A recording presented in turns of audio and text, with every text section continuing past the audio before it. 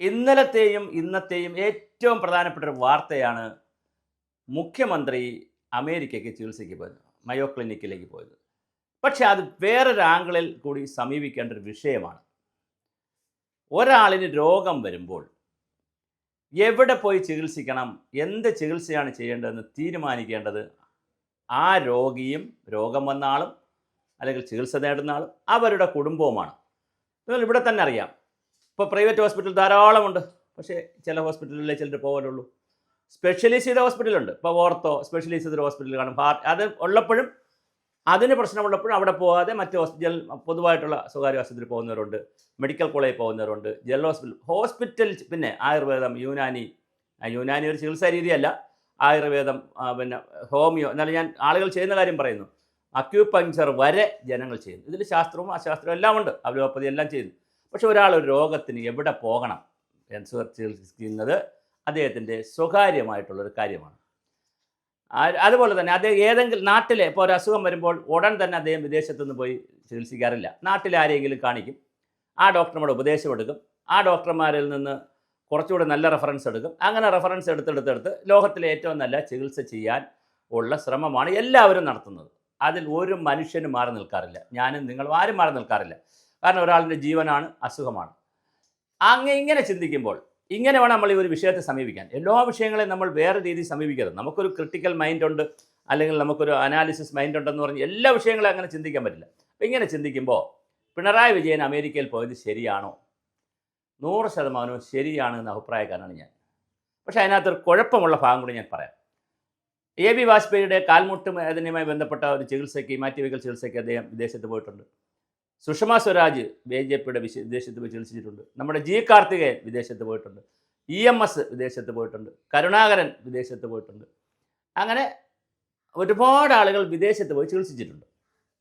അപ്പോൾ വിദേശത്ത് ചികിത്സിക്കണോ സ്വദേശത്ത് ചികിത്സിക്കണോ, സ്വദേശത്ത് തന്നെ ഏത് സ്ട്രീമിൽ ചികിത്സിക്കണോ എന്നുള്ളതൊക്കെ ഓരോരുത്തരുടെ വ്യക്തിപരമായ ചോയ്സാണ്. അതിൽ നമ്മൾ ഇടപെടരുത്.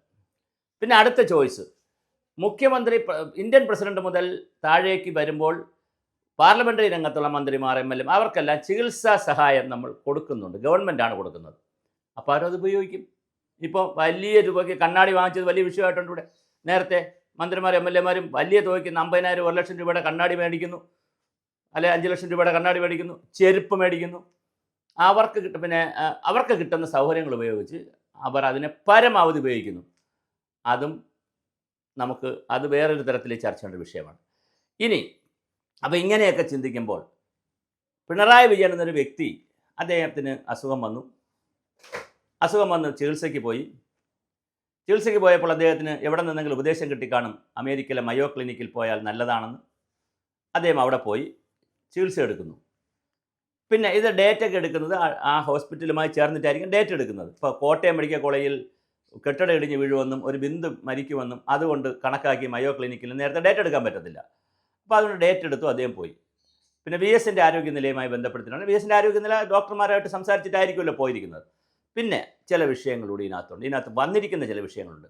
അദ്ദേഹത്തിൻ്റെ മകൻ, ഈ പിണറായി വിജയൻ്റെ മകൻ ദുബായിലാണ് വർക്ക് ചെയ്യുന്നത്. അപ്പോൾ ഇദ്ദേഹം അമേരിക്കയ്ക്ക് പോകുന്നത് ദുബായ് വഴിയാണ് പോകുന്നത്.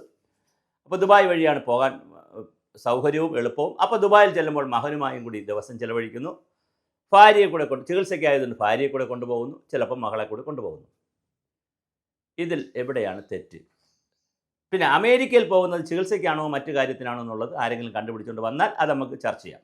ഇനി അവിടെ വല്ല വ്യവസായമുണ്ട്, അല്ലെങ്കിൽ വേറെ എന്തെങ്കിലും സുഹൃത്തുക്കളെ കാണാൻ പോകുന്നതാണ്, അല്ലെങ്കിൽ വേറെ എന്തെങ്കിലും ബിസിനസ് ലൈനിൽ പോകുന്നതാണെങ്കിൽ അത് വേറെ വിഷയമാണ്.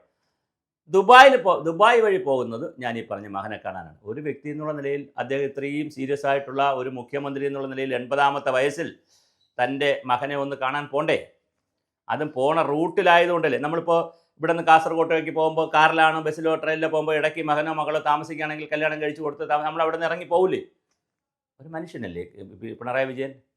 അപ്പോൾ അദ്ദേഹത്തെ ദുബായ് വഴി പോകുന്നതിലും തെറ്റ് പറയാൻ പറ്റില്ല. മകനെ കണ്ട് ഒരു ദിവസം അവിടെ നിൽക്കുന്നു, 2 ദിവസം നിൽക്കുന്നു, അതിൽ തെറ്റ് പറയാൻ പറ്റില്ല. അച്ഛൻ്റെ അസുഖം മകനെ കാണണം, അറിയണം. പിന്നെ മയോ ക്ലിനിക്കിൽ പോകുന്നതിന് നമുക്ക് തെറ്റ് പറയാൻ പറ്റില്ല. സർക്കാരിൻ്റെ ചിലവിൽ പോകണോ വേണ്ടേ എന്നുള്ളത് എന്നതിനും തെറ്റ് പറയാൻ പറ്റില്ല. കാരണം പ്രൊവിഷൻ ഉള്ളതെന്നാണ് പോകുന്നത്. ഇനി മറ്റു ചില കാര്യങ്ങളൂടി പറഞ്ഞ് അവസാനിപ്പിക്കാം. നമ്മുടെ കൊച്ചിയിലെ പ്രധാനമന്ത്രിയായിരുന്ന ഇക്കണ്ട വാര്യർ, അന്ന് പ്രധാനമന്ത്രി പദവിയുണ്ട്. ഇക്കണ്ട വാര്യർ ജവഹർലാൽ നെഹ്റുവിൻ്റെ കാലഘട്ടത്തിൽ ഈ തിരുവിതാംകൂറും കൊച്ചിയൊക്കെ പ്രധാനമന്ത്രിമാരുണ്ട്, തിരുവിതാംകൂർ പട്ടണമാണുള്ളത്. ഇക്കണ്ട വാര്യർക്ക് സുഖമില്ലാതായപ്പോൾ വിദേശത്ത് പോയി ചികിത്സിക്കാം എന്ന് പറഞ്ഞു. അദ്ദേഹം പറഞ്ഞു, നാട്ടിലെ ഹോസ്പിറ്റലുകൾ നാട്ടുകാർക്ക് ചികിത്സിക്കാൻ കൊടുത്താൽ അത് നല്ലതാണെന്ന് ഞാൻ പറയുകയും വിദേശത്ത് പോകുകയും ഞാൻ ചെയ്യുന്നത് ശരിയല്ല. അദ്ദേഹത്തിൻ്റെ ഒരു ആദർശമാണ്, ഒരു ആശയമാണ്. അദ്ദേഹത്തിന് അങ്ങനെ തീരുമാനിച്ചു. ഒരേ ഒരാൾ മാത്രമേ അങ്ങനെ തീരുമാനിച്ചിട്ടുള്ളൂ. അപ്പോൾ അതുകൊണ്ട് അങ്ങനെ വേണമെങ്കിൽ പിണറായി വിജയന് തീരുമാനിക്കാം, ആർക്ക് വേണോ തീരുമാനിക്കാം. 2, പിന്നെ പ്രശ്നം അതല്ല. കേരളത്തിലെ ആരോഗ്യ സൂചികകളിലെ 1-2 വിഷയം എടുത്തുകൊണ്ട് കുട്ടികൾ ഇവിടെ കുറഞ്ഞ നിരക്കിൽ മരിക്കുന്നു, ഗർഭിണികൾ കുറഞ്ഞ നിരക്കിലാണ് മരിക്കുന്നത്, അങ്ങനെ 1-2 വിഷയം എടുത്തുകൊണ്ട് നമ്മൾ അമേരിക്കയേക്കാൾ മുന്നിലാണെന്ന് തള്ളി മറയ്ക്കരുത്. അവിടെയാണ് പ്രശ്നം. അതിൻ്റെ PR വർക്ക് ചെയ്യരുത്. ലോകോത്തര ചികിത്സയാണ് ഇന്ത്യയിൽ, പിന്നെ മയോ ക്ലിനിക് ഒന്നുമല്ല, അതുപോലുള്ള ക്ലിനിക്കുകൾ പോലും ഒന്നുമല്ല. ഇവിടെയാണ് ഏറ്റവും നല്ല ചികിത്സ കിട്ടുന്നത്. കേരളത്തിലാണ്. നോക്കൂ, കേരളത്തിലെ ഹോസ്പിറ്റലുകൾ നോക്കൂ, അത് പ്രൈമറി ഹെൽത്ത് സെൻ്ററുകൾ, മെഡിക്കൽ കോളേജുകൾ നോക്കൂ, എന്തൊരു മനോഹരമാണ്, അതിസുന്ദരമാണ്, എല്ലാവർക്കും കൊതിയാവുന്നു.